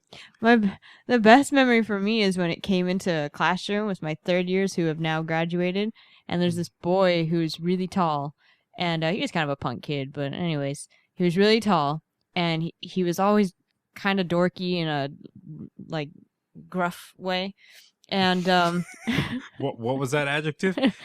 gruff. Is that like rough? Yeah, you know, there's a word called gruff, like a gruff, like burly kind of man, kind of gruff. Yeah, well, I like burly. That's good. That's Okay, a good like word. a kind of burly man kind of way. Anyways, so Oh, Susumebachi came in, and it was on the window, and they were like, oh no, like and so some kids went to go get something, a spray or something, and me and the JT are just kind of watching it, and we're standing away from it. We couldn't continue the class because the kids are freaking out, and then they brought back some brooms, and he took one of them, and the thing's flying around, and we're like, oh, okay, like please fly out the window, and it lands on the window, and he just jumped up and went, "Hi-ya!" and smacked it, and it died. It was so he just and he leapt off of the ground and like smacked down, and it just plunk onto the floor, and we were like, oh my god, you got it. now see, that's an amazing story for like the Street Fighter aspect to it, right? Uh-huh. But then it's also not a good story because when you read about these bees, wasp, hornets, whatever they are, I'm pretty sure it's wasp. Anyway, we're getting hung up on that. But when you kill them, or if you indeed threaten them, it kind of release the make them agitated. yeah. They have a pheromone that they can release, which does nothing other than to attract more of them. Yes. Especially when they die. Yes. That's like the dying thing they do. If you've ever played like Call of Duty, where there's like that like drop a grenade perk, when you die, that's what these things are. Yeah. Like you kill them and they go right? That's what's going on. And so it's almost, I mean, like you're strongly advised not to kill them. Oh no, he shouldn't have, but he wasn't gonna listen. No, I know. But you've read as much too. Oh no, I when have. you learned yeah. that you had them, right? Or just like the mukade. Yeah. They do that too. Those are the worst. I have those in my house, in my area. The poisonous centipedes that they've got. They're purple and they're long and they've got orange antennas and arms and legs, and it's gross. It's it's funny is that like so the mukade are like the image, the silhouette of it, at least the head, is very symbolic of like evil in Japan. Like it's used in a lot of situations where bad characters or evil clans of things. Because they are. And I swear to God, no, you look at it and you go, I get it. This is evil incarnate. Yes. Like if like Satan made bugs, like this is the one he made right here. Yes. It's so evil looking. They just look horrible. They're just the least cool bug that exists. If you cut them in half or try to kill them or, hurt them in any way, they also release a pheromone that attracts other ones. So your best bet is either to, like, spray it so it just dies, or throw it in the river, but then they could come back, so I don't do that. Or you could have a boiling pot of, like, hot water or, like, oil or something, I think is what my neighbor uses. I think Does she eat them? No. You throw it in there and you keep oil. a bunch of them, and then the oil hardens, right? And they die. The oil hardens, and you just got like dead bugs in there. But you can use that to make an antivenom or something like that, she said. Really? Yeah. And she was like, do you want to learn how to do it? Like, I can teach you. And I was like, no, thank you. It's okay. What? Let's take that class right now. Well, because it's really hard. You have to get like really long tongs or chopsticks and like pick them up while they're like moving around all stupid, and then you gotta throw it in there and hope to God that you make it, and then they die. But this just calls for a trap. A little box with a Cheez-It in it. That would work for me. Cheez-It. I would die if I were Mukade. Uh, No, but they're nasty. But so there's ways that you your best bet is to kind of just shoo them out and get them away. I mean, a lot of people we know killed them. Wait, the Susumebachi? No, the Mukades. No, if you shoo them out, they'll come back. No, that's the thing is like they're just these bastards of bugs because That's why come you back. catch them in a bowl and you spray them so they writhe and they die. But also, they're aggressive. They don't back down. No, they don't. They will chase you. They come after you. It's the scariest thing. Like, you saw that one that I sprayed, and it was like standing up on its last two legs and like reeling around towards us. that was the worst thing. Do we have a video of that? I think you took a video. No, I was on the phone with you. We were Skyping at the time. Oh, yeah. Oh, that was so nasty. And I was like, look at this thing that I caught. And I showed you. I'm like, it's as long as a pen. You know what it reminded me of? Has anyone out there seen Terminator 2? Do you remember when the T-1000 got thrown in the lava and he started going through all the transformations that he had, the people that he had stabbed and killed throughout the movie? Yeah. That's what that Mukade was doing. In an invisible bowl of lava, he was just writhing and morphing it was so into gross. all the bugs that he's eaten and the people. It was just, it was nasty. That's exactly what it looked like. I had 5 of those buggers in my house. Robert Patrick would have been proud. But anyway, yeah, that's gross stuff. Hey, let's not talk about Mukade and bugs. They gotta know they're gonna come here in summertime, and that's what you're gonna get. Hey, you are gonna come in summertime, and you know what you do in summer. No, you go swimming. Well, yeah, I guess you could, but you listen to music if you're me. Oh, okay. So I thought that'll keep the bugs away. I thought it would be a cool idea to make music recommendations every time we do one of these things. So I thought, would it be like a song per show, an album per show? I don't know if I have that many albums. Last year I think song. Last year I think I listened to about 73 albums, 75 albums. So I probably do have enough to do one a week if there's 52 weeks in a year, as long as that stays where it's at. You can just do a song though. Well, okay. Well, I'm gonna throw a song and album. I'm gonna throw an album out there, and I'm gonna throw a song in particular from that album. So, is it the one I think you're gonna do? I think it's the one I think I'm gonna do. Well, of course you would. Yeah, I know. Well, I know what I'm thinking of. That's why. So I'm thinking. Yeah, this one. I'm thinking of. So the artist, he goes by Kishi Bashi. Peachy Potty. That's Kishi. You're not helpful. Bashi. I didn't know the name for the longest time, and I was like, it sounds something like Peachy Potty or like Kiki Baki or something. You always referred to this as 2 words that rhymed. It's Hokey Pokey, whatever his name is. Yeah. Kishi Bashi. Kishi Bashi. So he is a multi-instrumental, very talented guy. He has played as a touring member of bands such as of Montreal and Regina Spektor, which, that's reason enough for you to get into him right there, those guys. He has now started doing his own solo albums, and I am particular of anybody that's a violinist, because I am a violinist and not very good, but I've never heard you play, so I can't tell. Yeah. Well, I want to get a violin. I'm going to buy an electric violin. It would be the stupidest thing I buy here, but I really, really want one. You're going in Japan? Maybe. Yeah. Anyway, because I can play it, electric violin. I can play it to myself. Oh, God, if that's what you think I play. No. I play Nokia ringtones only. No, so this guy, Kishibashi, he's got quite a pedigree of people that he's toured with. He's doing his own albums now. This is his second album, I believe, if I'm not mistaken. I can't even pronounce the name of the album because it's really tricky to me. It looks like Light. It's Lighght.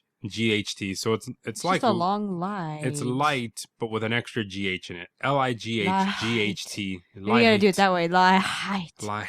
Anyway, so his second album here, Light, it came out. It did come out earlier this year. Track 7, Q&A. Please listen to that. I'm adding it to my I have a running playlist, songs to ride trains to. I think I'm going to put that up somewhere. I'll probably put that up on my blog. This is probably going to go on a volume 2 of that. If you're indeed driving down Route 9 or riding trains at a certain time of day when the sun is bouncing off that ocean and you need something to relax and chill out to, this is a great song for those kinds of moments. And that's my recommendation for this week. Please check out the whole album. It's a lot of fun. I'll get links up where you can find it. I think if I just put his name on my blog, you guys could look him up on YouTube. People are put songs up everywhere, all over there. You could read about him. You could check out his first album, which I also like a lot. So yeah, give that a listen. Kishibashi Lahit and track 7 Q&A. Have a listen to that. So we're probably gonna do album recommendations every week. We'll start with that. We also did something else. So music segment over. What did we do yesterday? We started something new that we wanted to do. Foodies. Yes, we're starting a foodies segment. So I think probably what we'll do is we'll tack it on at the end. We'll figure it out. We're still playing. Stuff. We're playing with the formats. We're trying to add more things to make it more entertaining, more fun to listen to. Because we do a lot of stuff. We do a lot of stuff. So there is an okonomiyaki restaurant called Kaze no Machi which is really good. Urayasu. So Kotoura-cho is the town. That's Kotoura town. And then within Kotoura-cho, there are various separate areas. I am in Akasaki. And then there's a bunch more. But there's one to the right next to mine called Urayasu. And in Urayasu is this okonomiyaki place. And it is really, really, really good. So we thought we would go down there. We would have a bite to eat. We would talk a little bit about the restaurant, about the area, about the food. And we would start, having discussions. It'll inspire us to try new food places and stuff too. Yeah, no, because we keep meaning to go to places like we'll go to Jasco and it's like, you want to eat at one of these new restaurants, and we'll be like, yeah, let's do that. But then we walk by like Otoya and we're like, maybe we'll just stay there. Yeah, maybe we'll try it next time, and then we never do it. No, but we do try. We do try a lot of new foods, yeah, but we have a whole list of places that we can go to already to talk about foods that we already like. Yes. So yeah, so we're gonna. Well, I don't know. Do you want to just cut to that? You want to go right into that show? Yeah, we could just do that. We could end this thing here, or are we cutting into it? And then after that, it's like we come back. We're gonna fade into it. We're gonna come back out, and then I guess we'll just we'll close out the show. We'll come back with some final thoughts. This thing's gonna be like 2 hours long. That's cool. Oh, okay. Never mind. Cool. Ready to go? Yeah. Right, let's fade into okonomiyaki.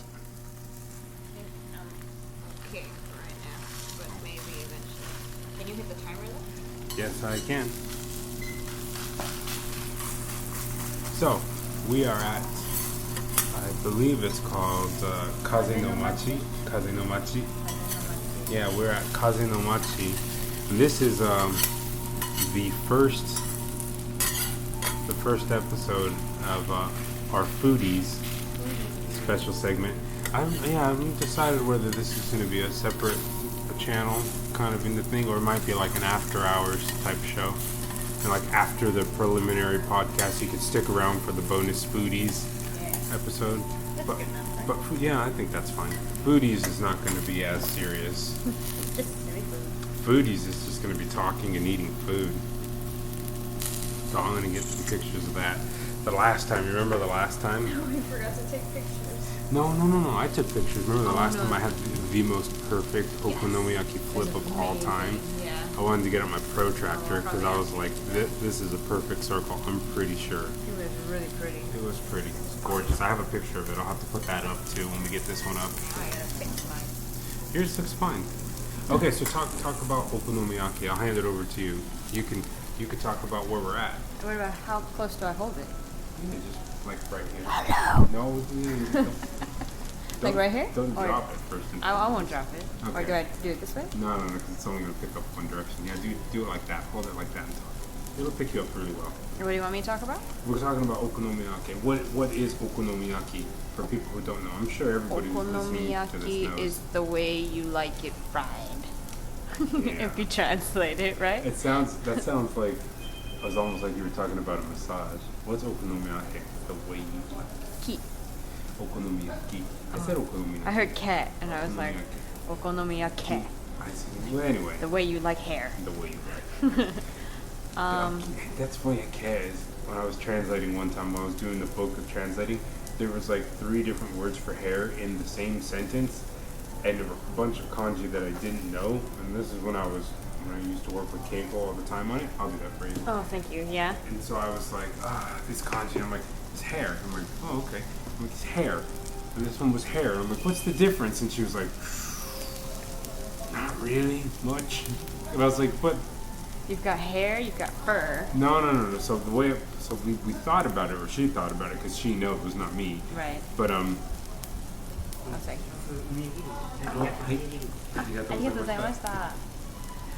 Onigiri just showed up. I'm going to hold on, slight detour. This place that we like to go to, it's in the, I believe it's in the Urayasu area still. Kaze no Machi. I liked it, but they didn't really do a lot of sides that I knew of. And then just today we saw on the menu that they do onigiri, which is, I think, what most people would refer to as the rice balls, even though they're very triangular in shape. Yeah, rice ball triangles. And they look really good. And the little fish flakes, I think it's bonito. Oh, I don't know that word. Yeah, I think, but it's so great. I'm gonna get a little video of them shrinking. They're like wiggling about on top of the. If you ever played with those fortune fish, you never did the good luck fish, the fortune fish. What is it? So, what it is, it looks basically like this. The idea is that it's made out of a hydrophobic paper. It's plastic, but it has like a hydrophobic whatever coating on it. And when you put the fish on your hand, because your palm has just a natural level of sweat, kind of just like a tiny little layer, or just a thin, kind of condensation that occurs regular old sweaty palms. And the paper, the plastic fish, it is in the shape of a fish. It starts bending and wobbling and turning because the paper, the plastic has that hydrophobic coating, so it's detracted from water. It doesn't want to touch water, so it bends away from it.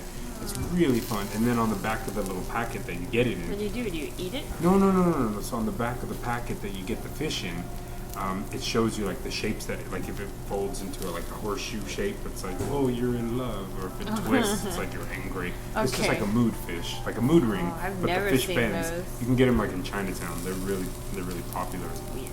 No, they're really cool.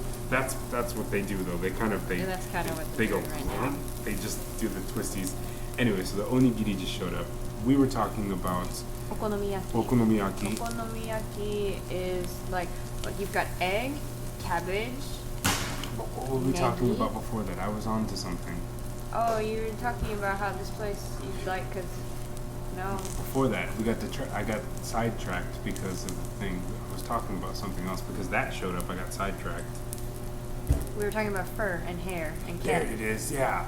So one of them refers to the entire head of hair, like your hair, and then there's like a lock of hair. Oh, okay. Like the idea of like a chunk of hair. Yeah. And then there's like a strand of hair. A strand of hair, yeah. And there were like 3 different ones for it, and it was pretty cool. But it really didn't help me because I don't remember them now, and I certainly can't write them.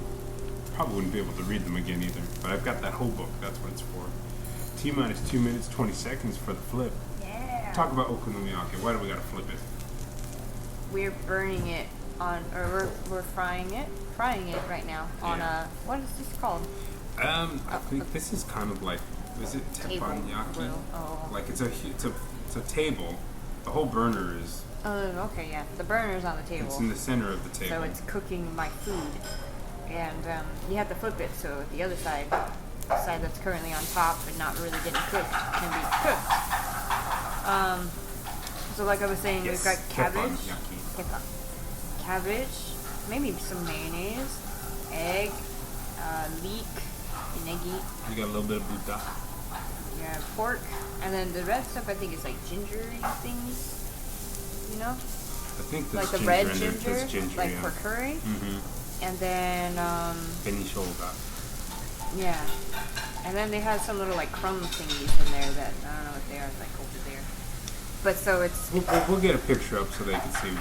But so the idea of it though is like, it's like a Japanese pancake. I think most people say. yeah, and you just cook it, until it's safe to eat, but however long you feel like it. They give you a handy dandy timer though. So that like generally you should cook it until this point and then eat it. Right to on my right over here, I have like an actual hourglass. Before they had the digital timers. the timers, Yeah, the stopwatches. so do that. So I've always mean to do it to start the timer and flip the put it hourglass. Okay, yeah, let's flip it back. You've got 37 seconds until it beeps again, so hopefully the sand goes back That down. sand, it was only like 2 seconds of sand. 3, 5, 4, 3, 2, 1. Okay. All the sand is. We had some like different okonomiyaki though in Hiroshima. So yeah, so or there's. Osaka. So we had okonomiyaki in Osaka. We've had it in Hiroshima, which Hiroshima is famous. I love really Hiroshima. famous for its okonomiyaki. I think it didn't start there, but I think it's really, really famous for it. Don't get angry at me, listeners. You're gonna get interrupted by a beep beep beep in about 1 second. Beep, beep, beep. はい、お待たせしました。鉄板のしますか？このまま置いてますか？あ、このままでよろしいですか？はい、はい、どうぞ。ありがとうございました。I'm gonna give this back to you. Do you want me to do the flip, or are you gonna be okay on the flip? Let me feel it out. Feel it out. Oh, I think you got this. Don't hurt yourself. Oh, nice flip. This is part of the fun of doing okonomiyaki too. Okay. Is the You ready? Oh yeah. Start 1, it. 2, 3, go. Okay. So there we go. We flipped over the hourglass, and we've started the digital timer. We're in the food. We're gonna see how accurate the sand glass is to the timer. So I'm pretty sure it would be the exact same, but I'm just curious. But anyway, so this is the fun though of doing okonomiyaki is so you get a bowl of all the ingredients, all the things that you mentioned. Yes. There's an egg in there too. Did you mention that? The egg mentioned, yeah, the egg. kind of helps with the batter quality of it. So you stir all that up, put it on the teppan, this iron plate right here. That's the grill, the burner in the center, and then you just let it cook for 8 minutes. Is how long they tell us to cook it for. I think that's pretty much where it is everywhere. And then after that, you have to take your 2 spatulas, your okonomiyaki spatulas, and just give it a flip. And if it's your first time, it's very intimidating because I think it goes everywhere. So you don't know what to expect. That's true. But then after that, you turn into a real pro. And then, I mean, look at you, real clean. You've only, like, if I giving you a score out of 100, I would deduct 1 point for each crumb that flew. So that's a 97 right there. What? Why am I 97? Because 1, 2, 3. And then I'm gonna take deductions on the roundness of your okonomiyaki. So you lose a point, a point, a point, a point, a point. Hey, who knows? I might flip it over and it might crack and become more circular. Well, it's a running score, so right now you're at a 92. You're still in A territory, Yeah. and then I'm going to judge you based on the unevenness of it. I'll only take 2 points off for that. You're at a 90%. Thank you. Okay, here you go. I love okonomiyaki. It's really good. It's one of my favorite foods here, and I'll probably miss it a lot when we go back home to America. Yeah, it probably won't be the same at all. Yeah, this is really good. Apparently, there's a little okonomiyaki place that opened up in my town, which I just saw the other day, and I got super excited because I could walk there. If it's really good, I could just walk there. I don't want to cook today. I'll just go eat okonomiyaki. You, on the other hand, got what? I got yakisoba. With an egg on top. With an egg. Yeah, I love okonomiyaki. Don't get me wrong, but when I discovered the yakisoba here, I wanted to give it a go, and I was quite impressed. And You should try cooking it sometime. what? That? Cooking that? I can cook yakisoba. No, like here. He asked if you wanted to put it on there. And you're like, no, here's fine. Because it's already cooked. Yeah, but you could cook it more or something here. I don't know if I want to do that. That was a mess. It looks so pretty and it fits on the plate really well. I wouldn't be able to get it all back. Well, I guess I could with the spatulas. Anyway, What's in your thing? what's in my thing? Yeah. My thing there's clearly cabbage. It's got, I can see the green onions sprinkled across the top. There's an egg, the most beautifully cooked egg, like perfect on the top. We've got pork also. We got the yakisoba noodles, benishoga off to the side. I don't know what's inside and underneath it. Yeah, cabbage. Well, I mentioned the cabbage, Oh, okay. and then whatever the sauce that they put in it. I mean, it's like the construction of it is relatively simple. There's not, Yeah. from what I can see, not a lot of complicated ingredients. The onigiri, he told us that it's like drizzled in a kind of some kind of soy sauce. Yeah, probably their own mix, their own recipe, and it's got the fish flakes on top of that. I took a little video of, so I'll get that up somewhere. They're so fun watching them move across things. What's the timer at? Where are you at on your timer? I got 3 minutes 37 seconds. 3 minutes 37 seconds. I've got a little bit of a tank of sand. That's the best I can tell you. But I mean, the okonomiyaki is fun to make. There's a lot of Japanese foods there, they're like DIY eats. You make your dish. Yes. Like even like ramen though is like Ramen. like the really good ramen places. We have to find another Hakata ramen, like a Hakata style ramen. Yeah. Like the really good ones will like give you options of like how you want to make it. One, remember? Kind of the one that Kyoto-san suggested. Oh, the one in Yonago. Yeah. Yeah, we'll do another one there then. That's good. Yeah, that's good. But there's not a whole lot of options yeah. to the way that you make it. Yeah. Like the there was that one really awesome place where you could request like extra fatness, and like it's actually like the word is like toron. It sounds like a jelly roll. It sounds like a muffin top. The place we went with Keigo-san, Jiro-san? Mm-hmm. And then it closed down. And then it wasn't there anymore. All the ramen places that we like have closed down. I'm like the realize that? ramen killer. I'm shutting them down by the minute. Well, we both went, so it's both of us. The one place I really wanted to do this kind of recording at was the one that was right in my town. It was right in my area, my neck of the woods, and it was a Kyushu ramen. It was a Hakata style ramen. Where? The one that closed like instantly. Right by your house? Yeah. That was so depressing because it was open for. I mean, it was open for a long time. It was open. Hey, look it. My sand is out. I've got 2 minutes left. Oh, they used to eat their food raw back in the days of hourglasses. I don't know how long it was open before I showed up, but it was there when I showed up, and we'd always wanted to go to it because from the outside, from the outside it just looked like a ramen shop. We're like, ramen, and then I actually read the kanji one day. I was like, Kyushu. I was like, what's Kyushu? Oh, it's Kyushu. That's the Fukuoka is in Kyushu. And then we went in there, and then it was awesome. Yeah. And then we went, I think, like maybe 3 or 4 times after that. Like total of 4 times probably that we went. And then one week we're like, we had the craving for it. Let's do that ramen place. And then we showed up, and then it was literally like, it was like the plot of a really bad movie. I was like, where's the ramen place? It's been closed for 10 years. I mean, it looked like it had been abandoned for like 50 years.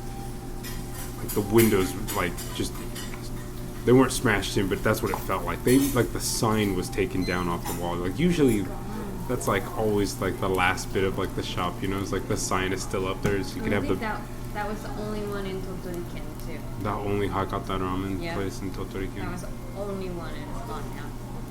Which makes me so bummed out. Anyway, it was really, really good. And they had a lot of different styles and types, but we quickly landed on the ones that we really, really liked. I know. You've got about 20 seconds before you're going to do your final flip. Yeah. And then I can start eating. And then you can start eating it, yeah. And then I'll start eating, and then I guess we'll put it down. Oh, we eat? No, well, we'll pick up afterwards. Oh, okay, maybe good. like halfway. I thought you meant like put it down and record us while and stuff. And I was like, we could pass on that part. Yeah, no. We're just talking 3 about seconds. stuff. 3 seconds. 1 second. Yeah. She don't wait for timers. No, wait for time. Okay, here comes the flip. Here comes the flip. She's feeling it out. Oh, okay. I've upgraded you. You get 5 points back. That looks pretty good. 95%. I should have mixed the egg more. There's like egg pieces like here and there. Oh well. I'm just stressing over it. I want to get a drink, but they're standing in front of the drink bar, so I'll just wait. Okay. Just go get your drink. You need to talk louder if you want to show up on this at all. I'll go get my drink.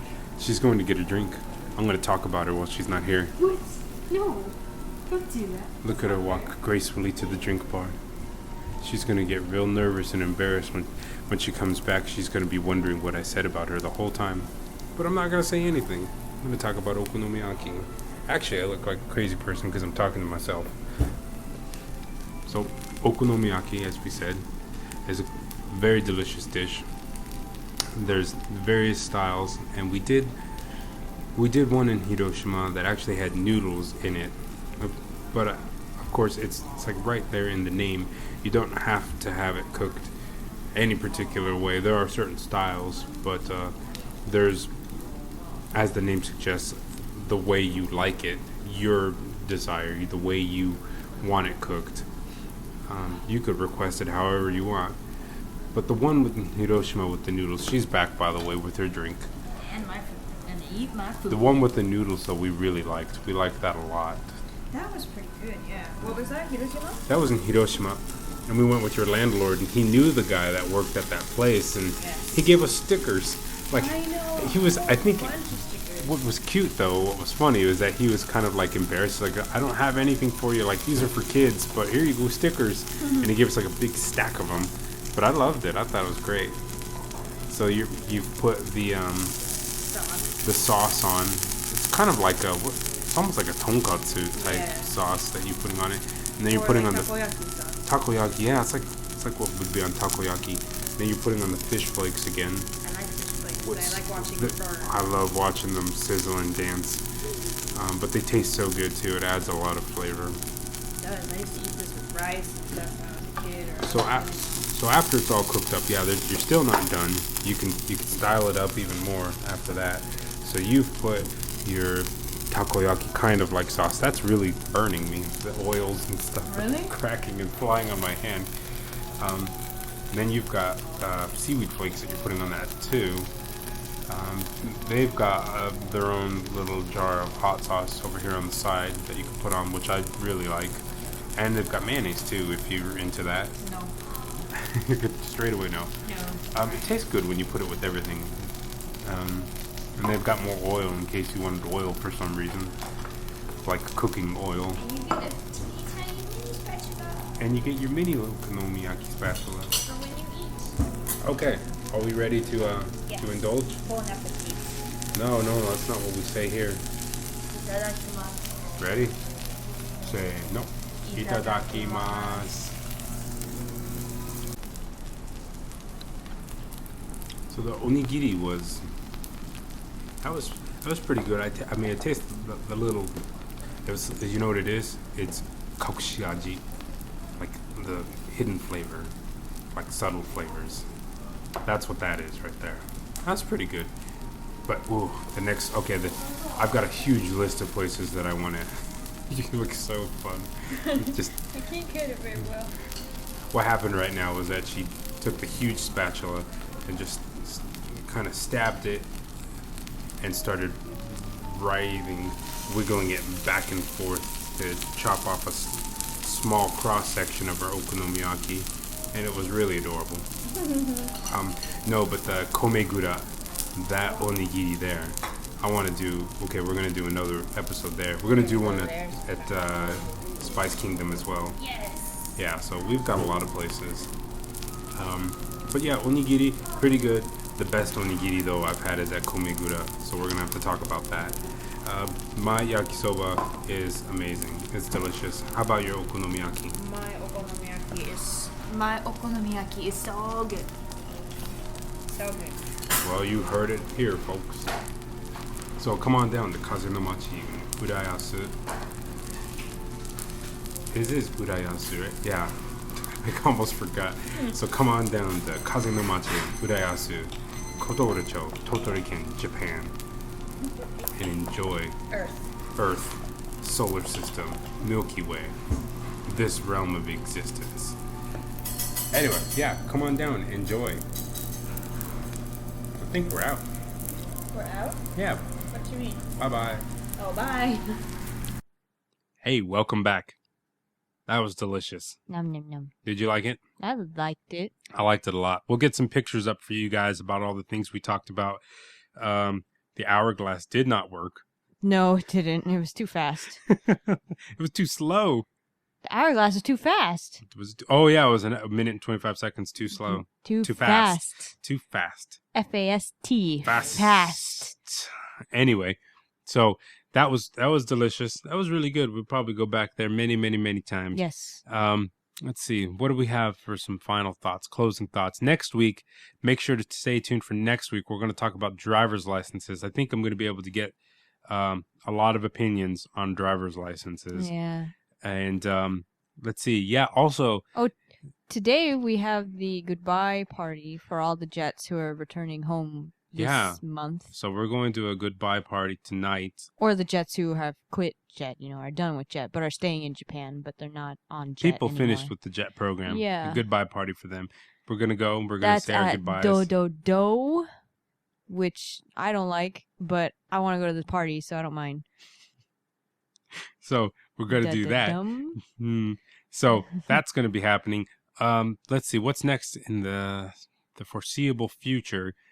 August 12th, if you are indeed on the JET program and coming to Totori, you will be at Totori Orientation on August 12th. During the Shanshan Matsuri. During the week when Shanshan Matsuri is going on. I believe Shanshan Matsuri happens on the 14th.